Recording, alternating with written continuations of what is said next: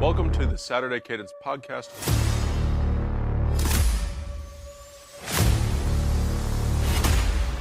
I'm Blake Biscardi, and remember, the Saturday Cadence podcast is the heartbeat of college football. Week 12 is complete, and we've got some more results that are going to shape the college football playoff race. We are going to head right over to the SEC because there were some big matchups, some upsets, some almost stunners. We're going to break it all down for you. Welcome into Saturday Cadence. My name is Blake Biscardi, and this is the Week 12 wrap-up show. We're going to react to the results that we saw on Saturday, and then we're going to look at what the college football playoff rankings could potentially look like, and then we're going to peek ahead to Week 13 here as we're moving through November. More and more results happening each week, helping this playoff picture take form. The SEC, again, is the most intriguing race. The Big Ten, pretty clear-cut compared to the SEC. No guarantees in any conference, but you're having a better idea of what it would look like in the Big Ten. The ACC, complete disaster over there. I don't even know if the ACC deserves to have a team in the field right now. I think Miami is their best shot, best option, and best team. I don't know if they'll get there. They don't really have mathematically a path to the conference championship game. Their hope is as an at-large, but then what team is going to win the conference? That's what's going to factor in for Miami, because I do not think that two ACC teams are going to be able to make the field. The Big 12 also, Texas Tech is the dominant team. Can BYU figure out a way to get in? Can they both get in? These are questions that are still on the table in that conference. And then you have Utah sitting right outside. So we're going to look at all of this over the next week and a half, 2 weeks. But today, we're going to start with what we saw in Tuscaloosa. Alabama goes down to Oklahoma, and in this game, could be a surprising result because Alabama had been rolling. Oklahoma, they had a bye week. Brett Venables got to affect a veteran, Ty Simpson, and he did. So again, Brett Venables with extra time to prepare when it's a big moment, got to have its spot for Oklahoma. They have risen to the occasion, but something that I want to note to you guys too is when we see these games with Oklahoma, offense is a problem, but their defense has continually played well in these spots. Oklahoma's offense had 212 yards, but their defense was opportunistic. The defense forced 3 turnovers. 2 of them were fumbles, another one for Ty Simpson, and then there was another interception that happened, which gave Oklahoma short field. And Oklahoma had some really short touchdown drives inside of 45 yards each, tacked on 3 field goals. So Oklahoma can do enough. How that will translate to the college football playoff, we will find out, because again, this bracket is going to be matchup dependent on who gets the favorable results or matchups, who does not. And I think for Oklahoma, giving them the right matchup, if they have an offense that maybe struggles to score or is turnover prone, that's going to be something favorable for the Sooners. Alabama was not a team that we expected to play this way in this spot. This was going to be for Alabama where it says, you know what, we are a national championship contender. We can separate from the pack. Yeah, we can't really run the ball, but we can figure out ways to win games. We've been doing that. Not what we saw from Alabama. Alabama struggled to run the ball again, just 2.4 yards per carry. Very, very pedestrian numbers for the Crimson Tide. Ty Simpson, on the other hand, pretty efficient throwing the ball. They had 326 yards passing. But again, you're looking at this game and saying, what's the difference? It absolutely was the turnovers. Alabama doesn't make those turnovers. Alabama doesn't lose the game. But if you're going to play sloppy football on a big stage, this is what happens. So Kalen DeBoer's team suffers a surprising defeat. And now I think when we're looking at these college football playoff rankings, which we're going to get to a little bit later into the show of what we think that it might look like, head-to-head is going to start coming into play for some of these teams. And I think right now you're looking at both of these 8-2 teams. Oklahoma entering Saturday ranked 11th, Alabama 4th.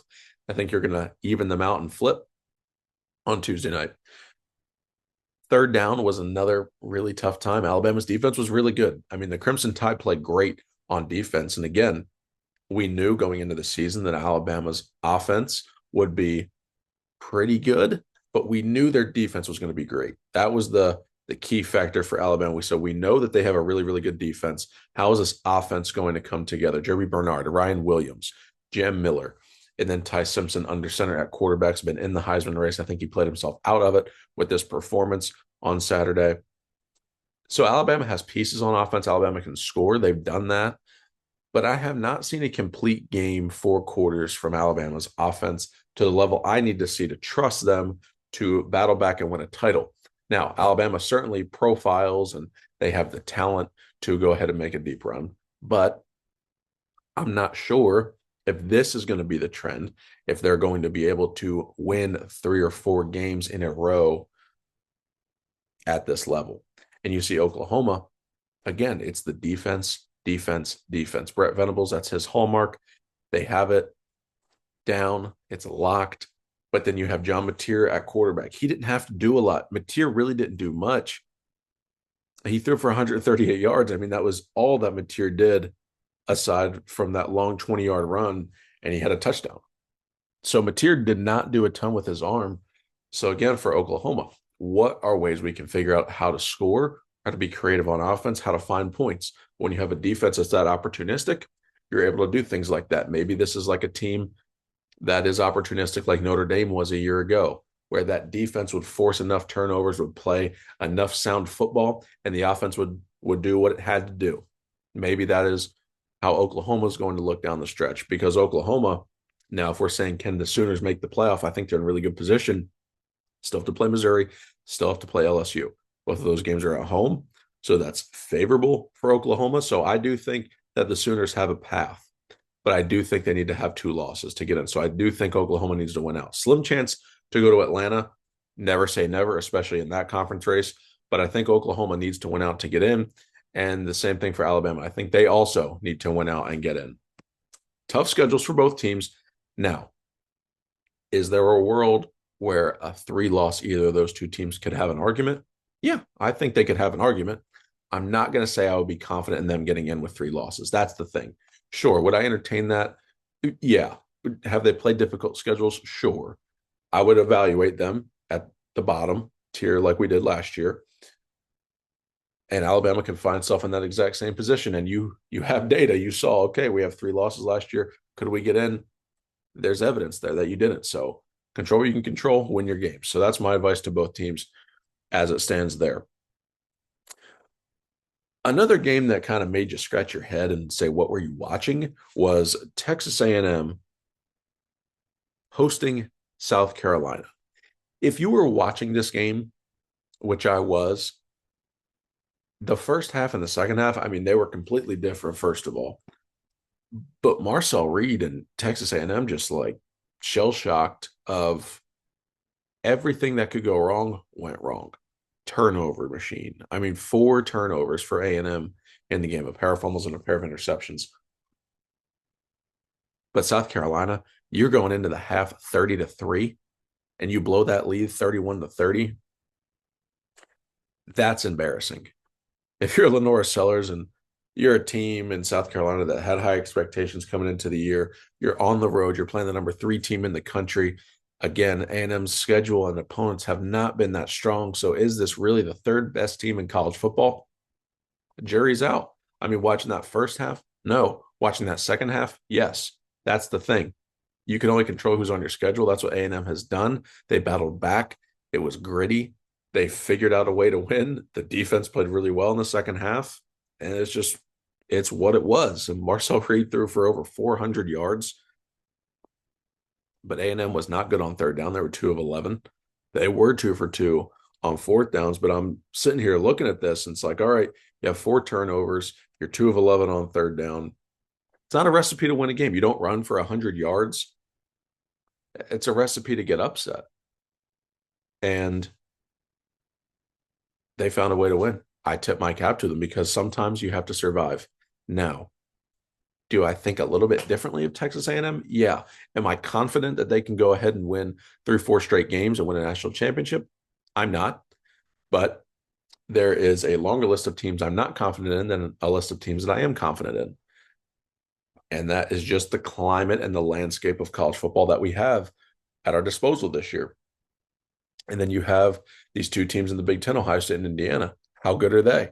People are saying that the Big Ten's not that great this year. It's not that deep. It's very top heavy. And okay, sure, it might be true. Oregon, USC, Michigan all have arguments for the playoff. They all have a path. But Ohio State and Indiana have been dominant. Texas A&M has not been dominant. That's the difference. The Buckeyes and the Hoosiers have been dominant at 1 and 2, and I think they're correctly ranked as the first and second best teams in the country. And I think appropriately, A&M has been third. But if we look across the board for A&M here, I mean, we're looking early in the season. Yes, huge win over Notre Dame on the road. There was a missed holding call that led to a win there, but it wasn't called. And you cannot rank teams based on what could have happened that did not. You cannot rank teams in hypothetical land. So A&M wins the game, but they give up 40. Then they went on the road at Auburn. Or I'm sorry, they won at home against Auburn and Mississippi State and Florida, and they beat Arkansas. They went on the road at LSU. They went on the road to Missouri. Did you notice I didn't say Alabama, Texas, Georgia, Tennessee? Did you notice the teams I didn't say? Oklahoma. That's the thing with A&M's schedule. So Ohio State and Indiana have been dominant against schedules which can be debatably strong or weaker depending on who you ask. A&M has not been that way. A&M's won their games, but A&M has not been dominant. They've given up 40 multiple times. They just gave up 30 points to South Carolina in one half. I have my reservations and my concerns about Texas A&M. Now, again, I tip my cap to Mike Elko for whatever happened in the locker room. I tip my cap to Marcel Reed for bouncing back. I mean, you talk about polar opposite, tale of two halves for one player. That is as about extreme as it could get with Marcel Reed's first half performance and his second half performance. So I will tip my cap to Texas A&M. I do think that it's a good win from the battle back that way. Should have never put themselves in that position in the first place. So again, any good win, all this is self-induced. It wasn't like they said, hey, we're going to go play the number 5 team in the country and we're going to come back on them like this. No. A&M should have won this game. They did. Okay, you get the win. You're 10-0. Perfect. How it happened, that's where you kind of scratch your head a little bit. How does that translate moving forward? Is this a one-off? Is this going to be a pattern? That's the place and the lens at which you're evaluating Texas A&M right now. Texas and Georgia was another game. We're going to continue moving through this SEC slate here. Georgia dominated in this game. It was 35-10. Now, sure, that there was a point in time where we're watching these two teams play and you're like, all right, this is competitive. And then it was not competitive. And Georgia just completely took over the game. Both teams pretty bad on third downs. But Georgia, for me, in this game, I thought Texas could keep it closer and cover. I did not think Texas had it in them to win the game. I thought if I'm looking at these two teams and then these two games for Texas against Georgia and A&M, yeah, they need to show some fight and heart in this game against Georgia. If they won it, it's a bonus. I thought the game for them to pull the upset and win is going to be at home against A&M on Black Friday. That, to me, is how I thought Texas's schedule would play out. And again, in 2 weeks, I'll be able to make that pick officially for you. I do reserve the right to change that until then because I have time. But Georgia, to me, when I was seeing the Bulldogs play, and I'm like, okay, I'm evaluating Georgia. They've had some concerns on the backside of their defense. They've given up some points, but it is still Georgia. Georgia still has a lot of good talent. This was a good barometer game for me to say, okay, can I put Georgia in my national championship bubble? Because talent-wise, they're always going to be there. But ability-wise, execution-wise, can they do it? That's going to be another thing. I'm going to put Georgia in my national championship bubble. I think this team could win it. And I'm going to tell you why. Georgia had one penalty. They played clean. They won the game by 25. The defense played well, only gave up 274 yards to a top 10 Texas team that had been playing its best football recently. Arch Manning only completed his yards per pass average was less than 6. So that means we weren't seeing these big pop plays over the top for Texas. There was one 40-yard play in the game, and that was it. They gave up one chunk play. and it did not go for a score. So to me, when I see Georgia in this spot, I say, okay, I'm starting to believe in Georgia a little bit now. No one's been talking about Georgia. Everyone's been on A&M. Everyone's been on Alabama, Texas. We're looking at all these teams, and there's Georgia just sitting there. There's Ole Miss just sitting there. Those two teams. But right now on Georgia, I think what Kirby Smart, Gunnar Stockton played really well. I think this team played its way into the national championship bubble. And now, depending on this SEC championship race, because lots of tiebreakers are going to come into play here. This is not clear cut. We do not know who's going to play in the SEC championship game. Obviously, A&M has the inside path. However, they have to win out. So if A&M does not win out, it opens the door for Alabama, Georgia, Alabama, Oklahoma, Georgia, Oklahoma, Georgia, A&M, Alabama. I mean, there are multiple options. Ole Miss getting flown into that mix. I mean, there's going to be multiple options for this SEC championship game. We're not going to get into all the tiebreakers and all those scenarios on this show. We're not going to do that until we have to. The Big Ten, much more clear cut. Ohio State and Michigan both win next week. That game will be for a spot in Indianapolis, and then Indiana likely clinching a spot with a win. So here we go. We can just exhale a little bit here as we get through this SEC gauntlet here. Ole Miss again notching a win over Florida, so they stay in prime position. Notre Dame, another team I want to talk about here. They are in my national championship bubble, dominated Pitt 37-15. This is what we expected from Notre Dame. Now, Jeremiah Love is just outstanding. He should be in New York for the Heisman. He carried the ball 23 times for 147 yards. And CJ Carr has been playing really good football. So I really, really like this Notre Dame offense a lot. And I think they're going to make some noise. I really do. It's okay that they're not in a conference. They have gotten the breaks needed to get themselves back into it. They potentially now, depending on these SEC results with Alabama taking another loss, okay, can Notre Dame squeak out a home playoff game? That's the thing. I mean, we're sitting here a couple of weeks ago saying, all right, you know what? Notre Dame, they could get in, but at best, they're going to be on the road in the first round. I think a world exists where Notre Dame can get a home playoff game now. And that's crazy to think about. So Notre Dame in really good position. What Marcus Freeman's building, they have the two best running backs in the country. They have a great receiving core. They have a great young quarterback, and their defense has been playing better. That's the thing for me is, yes, Notre Dame's offense has continued to grow. They can lean on the ground game. They can win games different ways. But the defense, that was what plagued them at the beginning of the year with Miami and with A&M. The defense is playing a lot better. They only gave up 219 yards to Pitt. Pitt did not convert a third down. They were 0 for 13 and then 2 for 5 on fourth down. So really, really good numbers from the Notre Dame defense there, holding Pitt to 2.8 yards a carry and 3.8 yards per pass. Stellar numbers from the Irish defense. Marcus Freeman now has that unit playing at the level that we thought. Chris Ash finally, you know what? This defense looks the part. Notre Dame is coming in to its own. They are peaking at the right time. They are well-rounded. How is it going to translate against an Ohio State, Indiana, Georgia, Ole Miss? To me, Oregon. What does Notre Dame look like against those teams? I think they're going to look the part and be competitive and potentially win some of those games. Notre Dame is in my championship bubble, so I want you to keep that in mind, that they're going to stay there, and they're about more firmly in there. So I've got Ohio State, Indiana, Georgia, and Notre Dame right now in my national championship bubble. And that's going to be really, really important as we continue moving through November into December. And then once we see the final bracket, I'll tell you exactly the teams I think could win it all once I see all the matchups. Again, this ACC, man, they are in trouble. They are in trouble.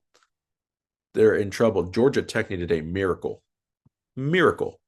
to come back and beat 1-9, now 1-10 Boston College.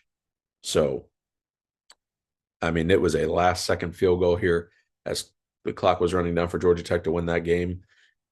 The committee has said this conference lacks consistency. This conference lacks a top team. Miami lacks offensive consistency. There's not a lot of depth in the conference.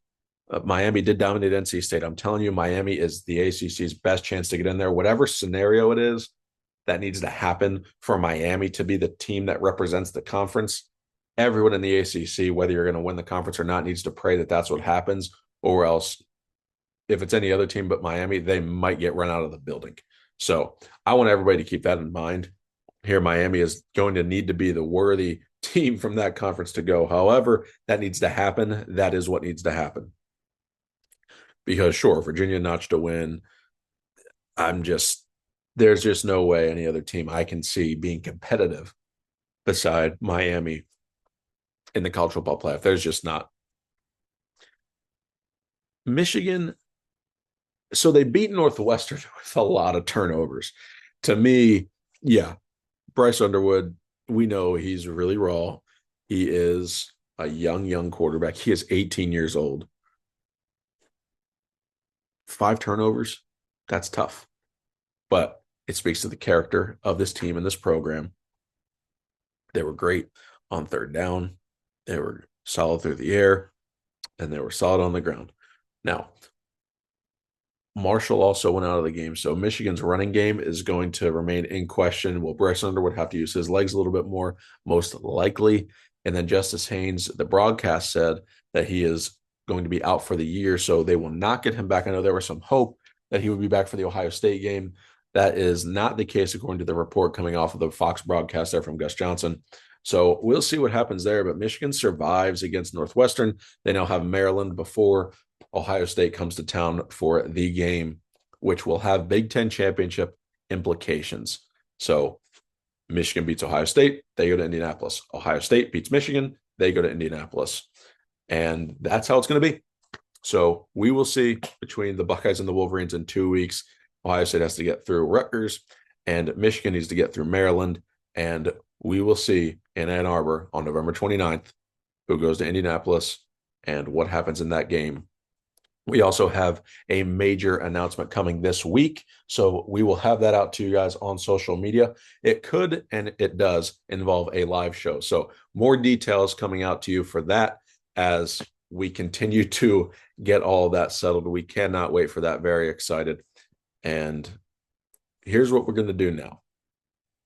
I'm going to tell you about Ohio State's win over UCLA real quick because there was some history that was made. Ohio State broke finally its drought of kick returns. Lorenzo Styles takes 102 yards in the second half for a score, and he breaks that drought. The last one done was from Jordan Hall in 2010 against Michigan.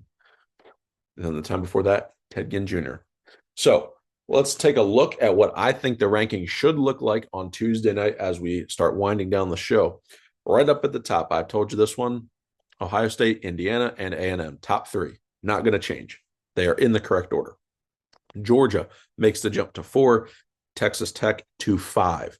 I think that is a team that no one's talking about right now that could win a title. I need to see them in a matchup style game again against a Big Ten or an SEC school, but they are built just like them. The depth is my concern. So for Texas Tech, I think they're going to be competitive. They may even win a game or 2 in the playoff. I want to see their matchups, but this is a team to watch. They could be dangerous. And Jacob Rodriguez, that linebacker, I just voted for him on the All-American bracket. I mean, he has a Heisman case. This guy is unbelievable for Texas Tech. If you do not know who Jacob Rodriguez is, please look him up, get familiar with him because he is going to be playing on Sundays and he should be lifting or potentially lifting some hardware, later on this season. Ole Miss quietly sitting there at 6. We told you before, Ole Miss is in the best position of any team to have a home playoff game, sitting at 6. Oregon going to sit at 7. Notre Dame follows at 8. This is where it's going to get interesting to me. I think Oklahoma rises to 9. Alabama falls to 10 because of that head-to-head. Now, what would be very interesting is to see how they evaluate Notre Dame compared to the SEC because of strength of schedule, head-to-head wins. Will Notre Dame slide and Alabama and Oklahoma be ranked 8 and 9? So would it be Oklahoma at 8, Alabama at 9, Notre Dame at 10? That's what's going to be crucial to see right now. How in the field is Notre Dame? Are they going to be in at 8 where they have a home playoff game potentially, or will those SEC schools and that strength of schedule, strength of record, and quality wins keep them above Notre Dame, and Notre Dame have to slide one now. So that is something that we are going to watch, because right now Notre Dame was ranked between them. But now that Oklahoma has to go up, I think they should be ranked one spot ahead of Alabama because of the head-to-head. And Notre Dame, will they be in front or behind those two schools? I cannot see separation in between, because I don't believe that Oklahoma can rise above 8 and Alabama can fall beneath 10. So that's where I think that they're going to be. That's how I think the committee should rank them on Tuesday night. We will obviously find that out for you, and we will react to it. So make sure you're staying tuned to the socials. Got through the show pretty good. We are about, 40, now we're about 51 hours post-op from Wisdom Teeth. That was fun. Made it through the show. So guys, thank you for listening, and we will see you on the Thursday show. We will also see you on a reaction show, so make sure you're staying tuned to the socials for that one. That'll be Tuesday night. Guys, at Saturday Cadence, at T Silver Bulletin, thank you for all of your support. Lock in on the socials this week. Big announcements coming. We have lots of things planned for the end of the season and the postseason, so make sure that you're staying tuned. We appreciate you listening. As always, website tsilverbulletin.com. Guys, enjoy the week. We will see you on the preview show. And in the meantime, God bless.